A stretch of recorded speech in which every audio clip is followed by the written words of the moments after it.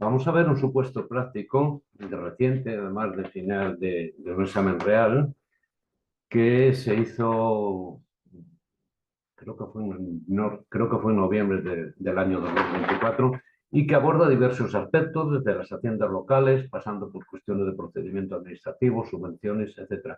Son de auxiliar administrativo, entonces, bueno, quiero decirlo para que tengamos en cuenta más o menos la dificultad que se presenta como tal, ¿de acuerdo? Entonces vamos a ver, esto es, dicen vamos a ver, nos dice en el enunciado, en este primer supuesto, que el Ayuntamiento de Guadalajara ha aprobado una convocatoria pública de subvenciones para ayudar a familias con los gastos de asistencia de sus hijos y sus hijas a escuelas infantiles para el año 2024. La convocatoria se publicó en el Boletín Oficial de la provincia y en su página web oficial, con fecha 1 de marzo de 2024, estableciéndose un plazo de 20 días hábiles a contar desde el siguiente a la publicación de la convocatoria en el Boletín Oficial de la provincia para la presentación de solicitudes. María trabaja desde el 3 de septiembre de 2023 en la Diputación Provincial de Guadalajara como funcionaria interina con la categoría de administrativa de Administración General, como consecuencia de la ejecución de un programa de carácter temporal aprobado por esa entidad local. María tiene pensado solicitar una reducción de 1/3 de su jornada a partir del mes de septiembre de 2024 y desde el 1 de febrero de 2024 tiene matriculado a su hijo de 3 años en una escuela infantil municipal. Al enterarse de esa convocatoria que hemos referido, decide solicitar la subvención para cubrir parte de sus gastos de asistencia a dicha escuela infantil municipal. Y sin embargo, debido a un ingreso hospitalario acreditado como consecuencia de un accidente de circulación en Barcelona el día 20 de marzo de 2024, presenta su solicitud al día siguiente de su alta hospitalaria, fecha en la que ya había finalizado el plazo establecido. Cuando ocurrió el accidente en el vehículo, viajaba también su suegro, que tuvo que estar hospitalizado en Barcelona durante 45 días.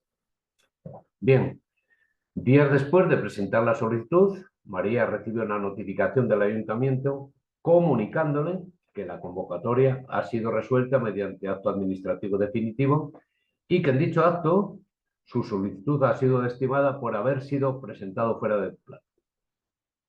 Agobiada por no cubrir los gastos de asistencia a dicha escuela infantil y sintiéndose injustamente tratada, decide presentar un recurso administrativo contra la decisión del ayuntamiento. Bueno, pues nos pone ese contenido general y luego nos ponen aquí el calendario laboral para tener en cuenta las fechas que hace referencia, pues marzo y abril de 2024, y hace una referencia concreta a los festivos, el 28 de marzo, Jueves Santo, y el 29 de marzo, Viernes Santo, ¿de acuerdo? Bueno, a la hora de los plazos. Bien, el primer caso dice, en el caso de que el acuerdo de concesión individual de las subvenciones para ayudar a las familias con los gastos de asistencia a sus hijos a escuelas infantiles para el año 2024, si hubiera efectuado el acuerdo de concesión, si hubiera efectuado sin existencia de crédito presupuestario, ¿cómo será dicho acuerdo? Y entre las variables que nos da, es evidente que se trata de que es un caso nulo de pleno derecho, ¿de acuerdo? Bueno, pues entonces nos dice si es perfectamente válido, ya que dicha existencia de crédito es un acto de mero trámite. ¿Se trata de un acuerdo anulable o se trata de un acuerdo anulable predictamen el Consejo de Estado? Lógicamente, se trata de un acto nulo de pleno derecho. Estaríamos en referencia a lo que establece el artículo 47 de la Ley de Procedimiento Administrativo. Para los actos nulos de pleno derecho me refiero a nivel general. La segunda pregunta hace referencia a que de conformidad con la orden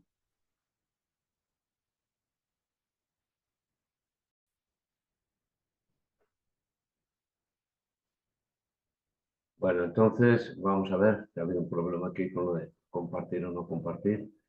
La segunda pregunta se refiere O nos dice que de conformidad con la orden de Hacienda, la 3565-2008, que os tiene que sonar relativa a lo de los presupuestos, de 3 de diciembre, por la que se aprueba la estructura de los presupuestos de las entidades locales, en su vigente redacción, en cuanto a su naturaleza económica, el crédito presupuestario necesario para atender dicha convocatoria pública de subvenciones nos pregunta de qué clase de... Entonces, la respuesta que tenemos que dar aquí es que se trata de un gasto corriente, porque así está establecido en la propia ley, ¿no?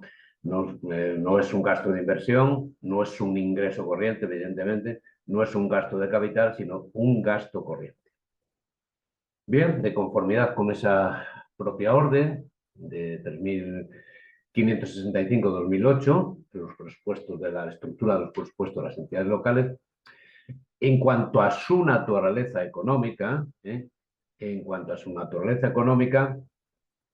el crédito presupuestario necesario para atender dicha convocatoria de subvenciones, ¿dónde está? No, ¿dónde está enclavado? ¿Dónde se estaría configurado como tal? Y nos dice la respuesta A que es un crédito del capítulo 4, son las transferencias corrientes. Bueno, el otro se hace referencia al capítulo 2, al capítulo 7 o al capítulo 1, ¿no? Bien, pues en este caso estaríamos en un crédito del capítulo 4 que se trata de transferencias corrientes. El régimen general de concesión de subvenciones, sabemos que nos dice el decreto de concesión, con la regla general es la concurrencia competitiva. Sabemos que hay otras que pueden otorgarse, podríamos decir, de modo directo, pero el régimen general es el de concurrencia competitiva. Nos pregunta si es necesaria la firma de María en la solicitud de subvención que formula en papel ante el Ayuntamiento de Guadalajara. Creo que esta pregunta se debería matizar bastante más. Y nos dice, por un lado, que no, porque la firma solo es obligatoria para presentar una serie de declaraciones responsables, renunciar a derechos, interponer recursos, tal. Y las otras nos dice que sí, que desde la entrada en vigor de la Ley 39 es necesaria la firma electrónica de los documentos y soporte papel. Bueno. Y la C dice que sí, es obligatoria la firma del interesado para formular solicitudes, presentar declaraciones responsables de existir de acciones y renunciar a derechos e interponer recursos. Creo que la pregunta se debería matizar bastante más. ¿Qué día finaliza el plazo de presentación de solicitudes a la convocatoria de subvención? Bueno, pues ahí lo que tenemos que acudir es al cómputo de los plazos. Además nos dice que nos dice que desde el día siguiente el plazo que tiene, y en este caso finalizaría el 2 de abril de 2024. Tenéis el calendario para verlo y comprobarlo y hacer los cómputos como tal. ¿A qué grupo? Subgrupo de clasificación profesional se adscribe el puesto de trabajo que ocupa María. Bueno, pues evidentemente es una administrativa, pues estamos en presencia del grupo C, que en este caso sería el subgrupo C1, porque para el C2 irían los auxiliares, ¿de acuerdo? Hay aquí una cuestión que hace referencia a la legislación concreta del ámbito de Castilla-La Mancha, la Ley de Empleo Público de Castilla-La Mancha, pero bueno, que por regla general, bien en el Estatuto Básico del Empleado Público o bien en las leyes de las propias comunidades autónomas, no difieren en gran medida esta regulación. Y nos dice que si tiene derecho a algún permiso María por la hospitalización de su suegro, por la que estuvo ingresado 15 días, y en este caso es según la Ley del Empleo de Castilla-La Mancha. Como digo, pues para otro caso tendréis que ver las cuestiones que hacen referencia a la propia legislación en el ámbito de vuestra comunidad autónoma. Sí, nos dice que tiene derecho a 5 días de permiso porque la relación de parentesco de María y su suegro está dentro del primer grado de afinidad. Primer grado de afinidad se situaría en la posición de su esposo, de su compañero, y de allí a su padre hay un grado, pues sería no de consanguinidad, sino que sería de afinidad, ¿de acuerdo? Entonces, conforme a lo dispuesto en la ley, de a 5 días de permiso, por precisamente esa relación de afinidad dentro del primer grado. Nos dice la pregunta número 9 de que, conformidad con el artículo 101 de esta Ley de Empleo de Castilla-La Mancha, María tendrá derecho a la reducción de la jornada en alguno de los siguientes supuestos. Bueno, pues ahí cita una serie de ellos, como los iréis viendo, lo podéis, por ahí paráis la imagen y lo vais viendo, ¿eh? Y la respuesta que correcta, mejor dicho, sería la B, que dice que cuando por razones de guarda legal, tenga el cuidado directo de alguna persona menor de 12 años, que requiera una especial dedicación, o de una persona con discapacidad que no desempeñe actividad retribuida.